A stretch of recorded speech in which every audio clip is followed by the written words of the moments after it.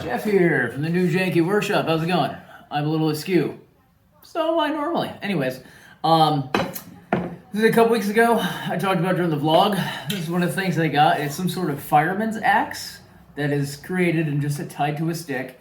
So I'm going to start restoring this. And first part of that is going to be taking this, putting some evapor rust on it to clean this blade up because it is really rusty. So let's do that.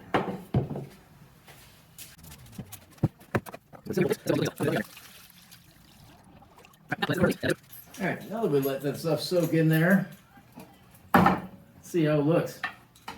Already looking better. Let me take this thing to it. It's going to need a much longer soak, I think. Yep. Some of the rust is coming off. I think it needs to sit for a longer period of time. Still very rusty, but I think I might be able to actually start cleaning that up on the wire brush. So that's a good start.